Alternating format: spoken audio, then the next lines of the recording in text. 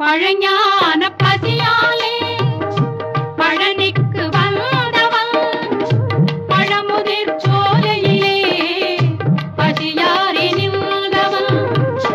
பசியாரி நின்றவன் அழகெல்லாம் முருகனே